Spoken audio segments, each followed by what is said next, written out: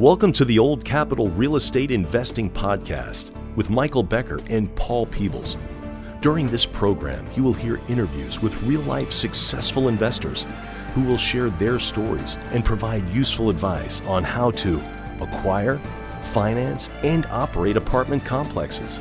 Now, here they are, Michael Becker and Paul Peebles. Welcome to the Old Capital Real Estate Investing Podcast. I'm your host, Paul Peebles, National Underwriter for Old Capital. And joining me typically would be the man himself, the governor of the great state of real estate here in Texas, Mr. Michael Becker, but he is on another due diligence assignment. So in the podcast today, the man himself, the professor, Mr. James Eng. James, how are you? Great. Thanks for having me, Paul. James, before we get going on another great podcast, tell us a little bit about what's going on in the Old Capital Word coming up here in April. Too much. So we got April 17th and 18th. We've got not only our speaker series on Wednesday night with the Real Page economists, but we also have our DFW multifamily field trip coming up with all the brokers, property managers, everybody in DFW. And then, so that's 17th and 18th of April. And then we have our pickleball tournament on Thursday, April 25th, Rally for a Cause, which is our nonprofit event. We, have tried basketball and a little bit of bowling, and we have now settled on the sport of America, pickleball. And so that is coming up Thursday, April 25th. So if you're interested in any of those events, just go to oldcapitalpodcast.com and you'll find a link there to register. And then this is a little bit further out, not in April, but in October, the big show, the big conference, Old Capital Conference, October 9th and 10th, which we are hosting over at the Bush Library Institute over near SMU here in Dallas. So if you want to go grab a ticket for that one is coming up here in 5 or 6 months. Yeah, of course, the Old Capital Conference is the premier event for Old Capital. Usually have 500, 600, 700 apartment investors throughout the country coming to see us, getting to know everybody that's in the multifamily space. And we would want you to come to the conference. Again, keeping in mind that the election is just right around the corner, so we thought we would have it at the President Bush Library. If you've never been there, you want to come there and see it, and it is something to see and for you to learn a little bit more about not only the president, but also what's going on in multifamily real estate. So the podcast today, a friend of ours that we've known for a number of years that we have a lot of respect for, and somebody I think that you would like also to know. Gentleman's name is Steve Davis. Steve is with Total Wealth Academy. He is based in Houston, here in the state of Texas. They just opened up a large office in Dallas. And you've probably heard him. And if you haven't, I want you to listen to his voice. He has a very popular radio show and chats about real estate. He's on many stations throughout the United States, but especially here in Texas. And again, you can listen to him on your favorite radio station on AM typically, or you can listen to him through the internet across the country. It's Steve Davis. Steve, thanks for joining us in the podcast. Thanks for having me. A pleasure to be here.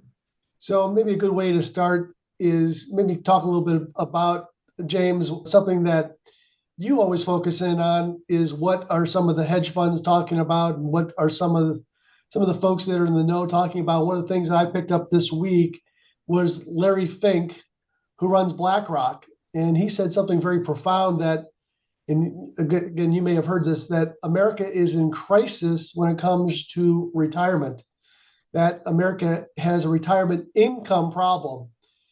In its annual letter to investors, the CEO of the world's largest asset management company, BlackRock, pointed out to the unfolding crisis for current and future retirees, which I think all of us are future retirees. Over half the United States of age of 65 are living off less than $60,000 a year, according to the 2022 census.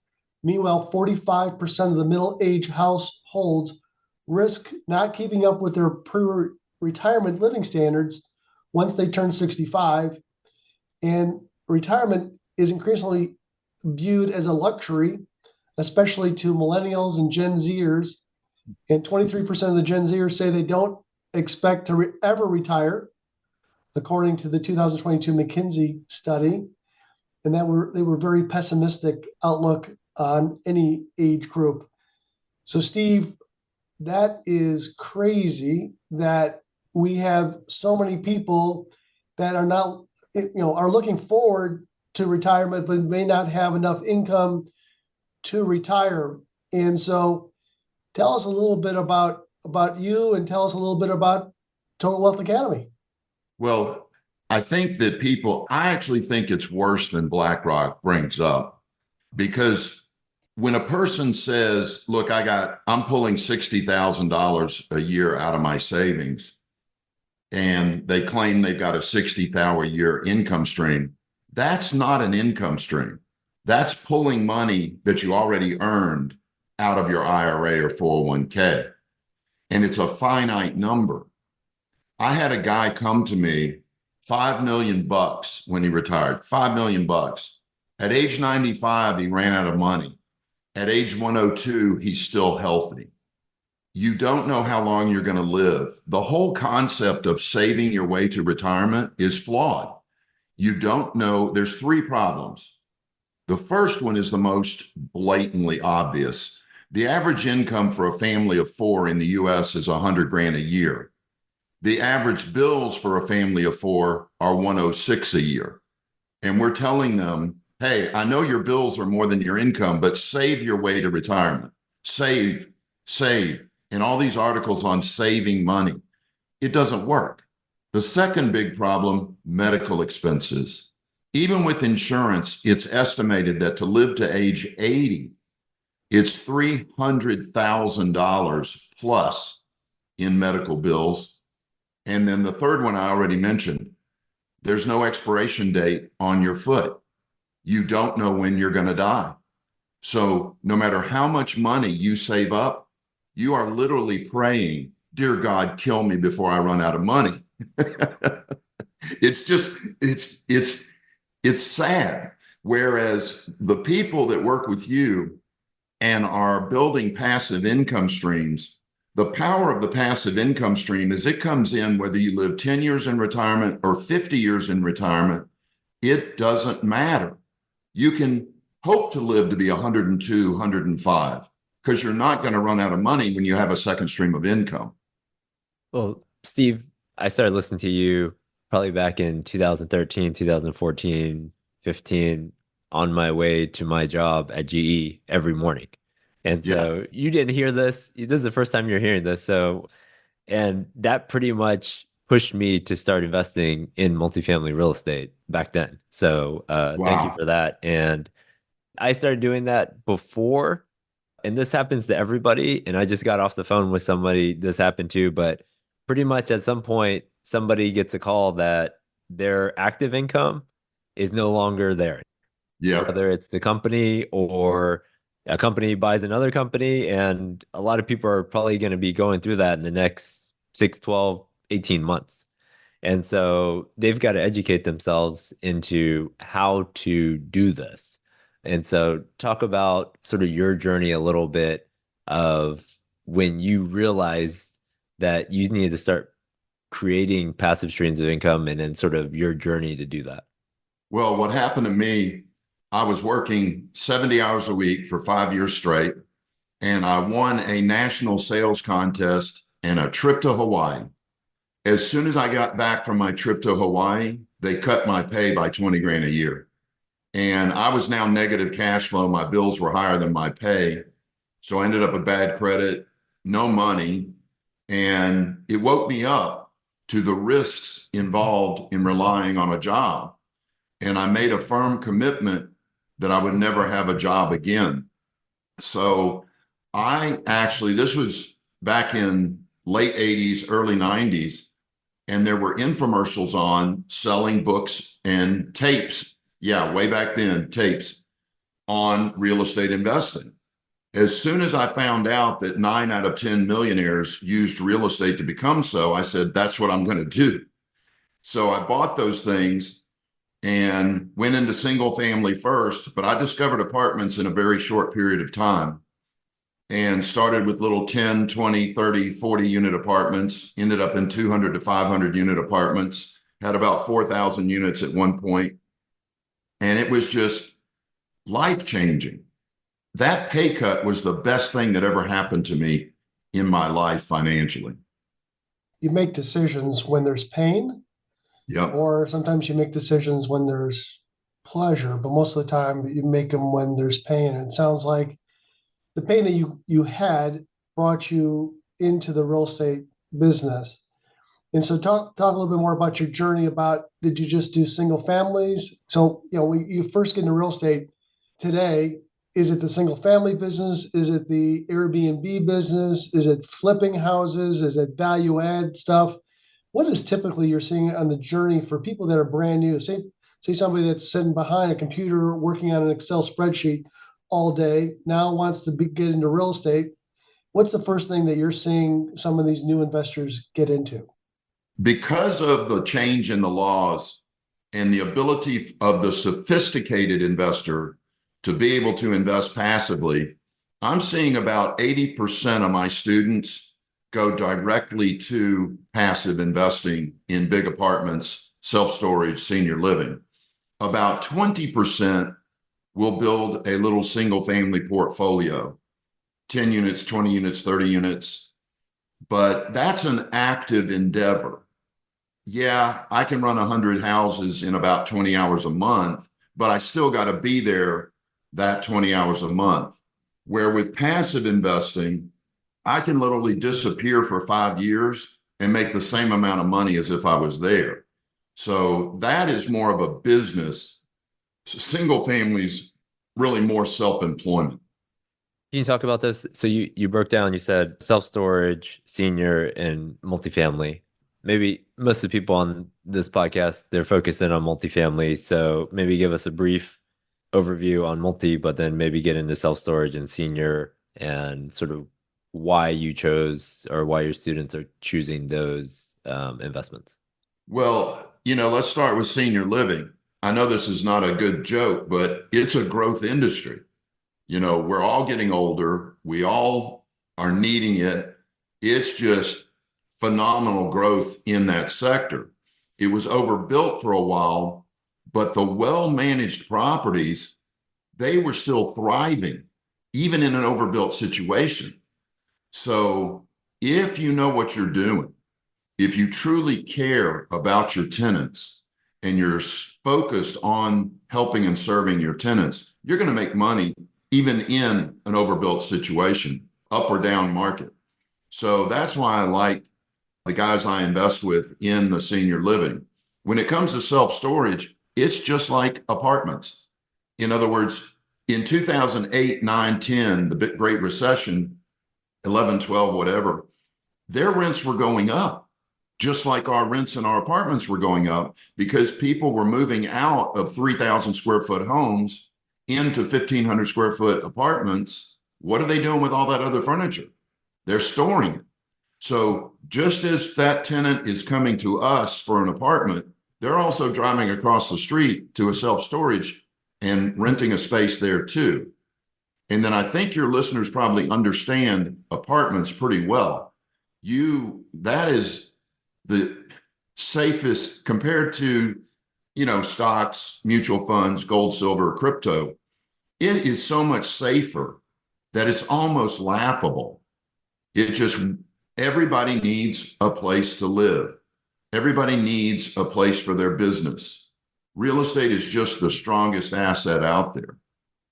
Everybody loves hearing about multifamily and how everyone needs a place to live. But what we're seeing, whether you read the Wall Street Journal or the Real Deal out there, some of these people are investing in deals the last 20, 2 or 3 years, and they are not getting distributions and they are not getting their principal back.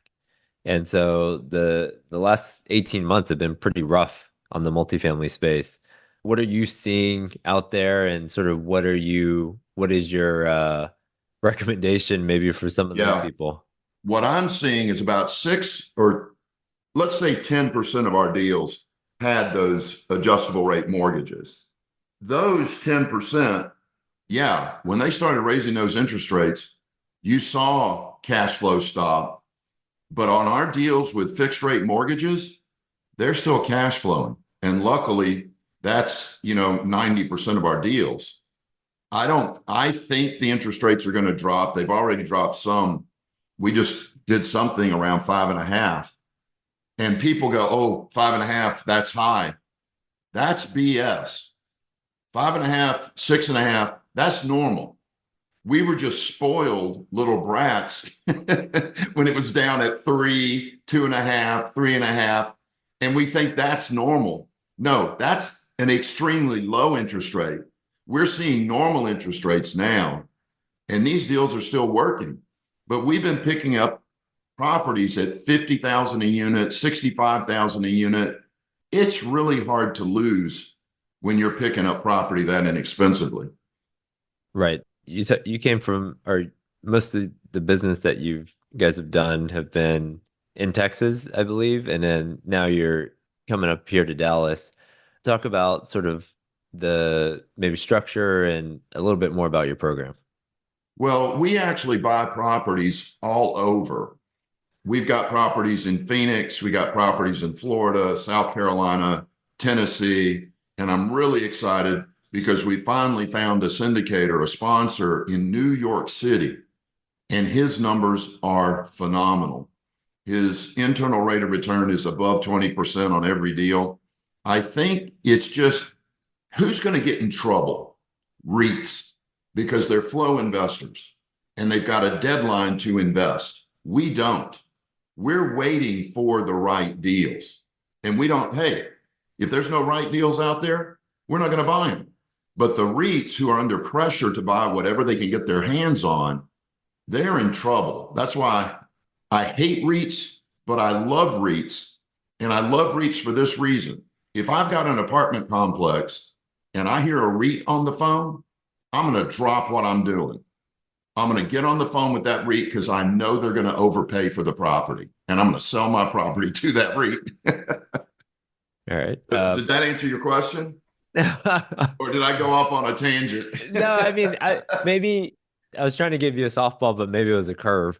Maybe just tell us more about the structure of your program that you have here for people who are interested in, like, all right, they get the message, they understand that they need to add passive income to their portfolio, and whether it's self-storage or senior living or multifamily, but then what's next, right? Like that's sort of where I was back in 2014, 2015 is, all right, so I can't just go on Fidelity. I can't just go online and just find something and invest in it. I have to do some sort of education to get up to speed on what exactly that's going to take for me to do.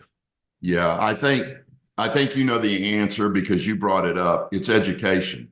The first stage is get to sophisticated level. I don't care if you're accredited.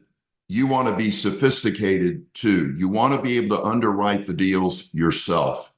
And my classes actually teach people how to underwrite self-storage, senior living, apartments, to where I think it builds their confidence. In other words, a lot of people listening to this go, I know Paul's right. I know Steve's right. I know I should be doing it, and they can't get themselves to do it. That's generally based off fear, and fear is often a result of lack of education. They've got some false fear about doing it. And so that's where I come in. My students are literally making decisions on passive investments within 24 hours of hearing about the deal because they have the confidence. They know how to read the pitch deck. They know how to read the PPM. They know how to read the operating agreement. And they've got this confidence from their level of education that allows them to move more quickly and more safely into passive investments. So for people who are afraid, or you've heard this for 6 months and you still haven't done anything, that's what I'm here for. I'm also here to prevent the dumb doctor deal. High income earners are notorious for doing bad deals. This is the doctor that makes $1 million a year. He's got a couple million in the bank. And he arrogantly says, ooh, if I've got all this money, I'll be a great investor. Well, that's like me saying, I've got 4,000 apartment units, make several million a year. I'll be a great doctor. It doesn't work. You've got to get educated. High income earners I don't know if you've heard this statistic. High income earners, doctors, attorneys, CPAs, people like that, they're broke within 5 years of retirement. You can look it up. They are broke because the dumb doctor deal is a real thing. Accredited investors think because they got $1 million in the bank, they know what they're doing. They don't, and they do dumb deals. So I'm here to stop that, educate them to sophisticated level so that they make the right decisions. I'm going to turn it over to Paul in 1 second, but I'm pretty sure you used to say this, Steve, and I heard it somewhere. It was like a lot of times people won't start their journey, whether it's investing passively, the same way that if you waited for like say you're heading to Disney World and Yeah. you're gonna start to drive, or I've been down to Florida recently, so same thing. If you're gonna start to drive to Florida, but you're gonna wait till every light was green, and Yes. you'll never start. So you've just got to start going out there, and you're going to make a lot of adjustments the whole way, and you're going to hit a lot of red lights. But every time you hit a red light, you're going to have to stop. You have to educate yourself a little bit more, and then you're going to keep going. And eventually you're going to get there. But I think you told that story a lot better than I did. So. No, that's exactly it. The way I'm telling it now is that people are waiting for the planets to align. Right. That'll be the right time. There is no right time. Every endeavor, every risk I've ever taken, the planets weren't aligned. But as soon as I took the risk, the planets aligned and everything flowed every single time. People need to understand planets don't align before you take action. They align after you take action. I always reflect, James, back to my career. I never had flying airplanes. So I usually, as I always use airplane analogies, Steve helps people go from 0 to 1. And that's the most difficult position people are in when they don't own anything and they're not familiar with anything. They don't know what they don't know. And Steve, I think in his group over Total Wealth Academy, they kind of educate them and make them feel comfortable about investing in real estate, whether it's single family or it is warehouses or self-storage, senior living, and of course, apartments. Going from zero to one, in sometimes people's heads, it's very complicated. And there is a difference between being an accredited investor or a sophisticated investor. A lot of accredited investors think they're sophisticated just because they were born with a silver spoon in their mouth, or they had picked the right stock, or they worked their asses off and they had a lot of money that they attained, but they don't know a lot about real estate, or they may not know a lot about real estate. And so going back to my doctor analogy is that there's a lot of pilots out there that are doctors, and there's a lot of airplanes that are out there that can kill you. And you may be smart being a doctor, but that doesn't mean that you can go out there and fly an airplane without being taught and educated, told about how to do it correctly, how to work yourself out of a risk that can become critical. And you don't want to kill yourself on these deals, on these airplanes. And the same thing that comes with real estate. You want to find somebody that can teach you and mentor you and kind of be in your back pocket if you have questions. And that's, I think, what Total Wealth Academy has done over these many years. Again, James listened to you, 10 years ago, 12 years ago or so, when he was thinking about going from 0 to 1. And again, I've done this for 38 years, but I've not always been an investor, but I went from 0 to 1 back about 25 or 30 years ago.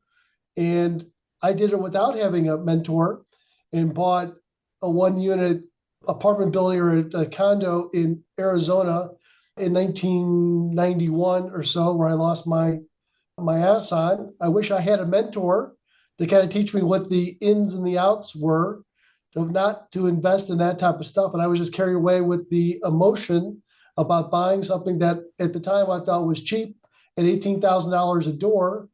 And it probably wasn't worth $6,000 a door, but I bought it at a relatively low price, and I lost my shirt on that one. So people begin at all different ways coming into investing.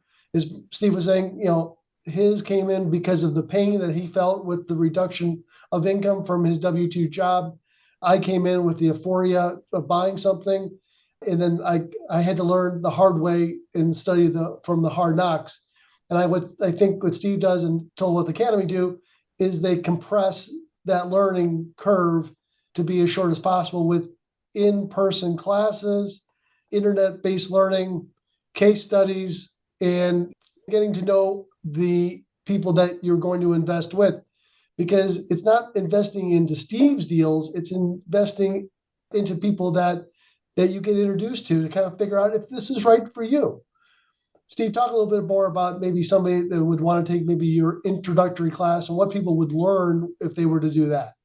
Well, our introductory class is our free, it's kind of our little sales pitch for joining Total Wealth Academy. And what we do is we list all of the benefits, explain the educational process. We do a case study of single family, and we do a case study of an apartment complex and how our students are using those things to build wealth and primarily a second stream of income. It's also designed to lay out how to do this while maintaining a balanced life.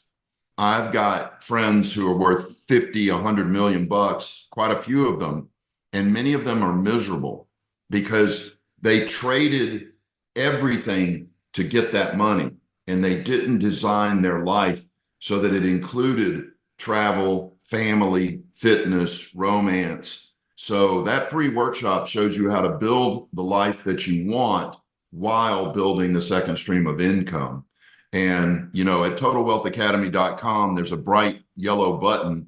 All you have to do is just click that button and you can reserve a seat, watch it online, or come to one of our offices in Dallas or Houston.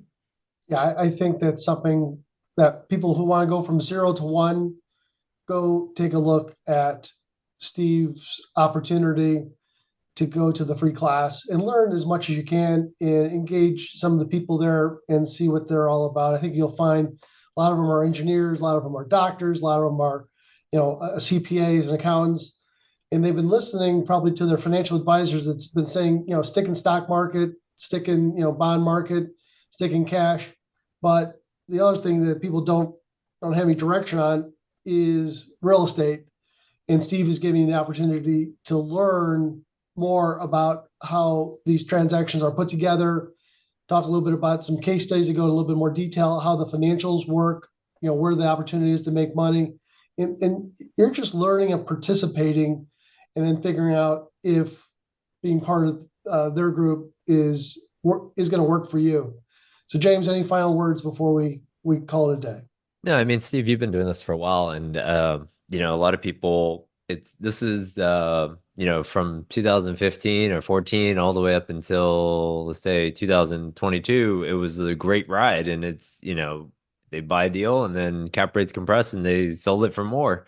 But the last 2 years have been a little bit rougher, and you went through sort of 08, 9, 10, 11. Sort of any words of wisdom for people living through a couple of these down cycles? What should people be doing now, maybe on current deals, and then maybe people who are looking at new deals? Any words of wisdom for those people? Yeah, the big one for me, there's two. One, be cautious of ego. Don't buy or invest in apartments because they're pretty. I see people going into A-class apartments and bragging that they got 6 swimming pools and they got 200 palm trees. I don't give a crap. What's the cash flow? Well, there is none. I don't want in that deal. It's pretty. That's an ego-based purchase. You want to look at the numbers. I would rather buy a C-class property that I can bring up to a B than buy an A that I can maybe raise the rents on. So I'm not an ego guy. I'm a cash flow guy. So stay focused on the cash flow. And now I forgot my second point. Oh, adjustable rate mortgages. They are for clowns, just like balloons are for clowns. They're going to blow up in your face sooner or later. Get in and out of those things as quickly as possible and get into those fixed rate mortgages. I thought for rule number 2, you were going to say, see rule number 1. Believe me, that one on cash flow. I had a mentor one time. I brought him a deal. He literally looked at the deal and looked at me dead in the eye and goes, "It's the cash flow, stupid." And there was none. It was an ego-based purchase. Oh, it's going to go up in value. It's so nice. Yeah, that's speculation, not investing. Got it. So some great information from Steve Davis over at Total Wealth Academy, really based out of Houston, but opening up an office here in the Dallas-Fort Worth area. 8 million people in the Dallas-Fort Worth area. I think there's some opportunities to take a look at some real estate and have Steve being an educator, mentor for you. So thanks very much, Steve Davis. We do very much appreciate you joining us. Thank you.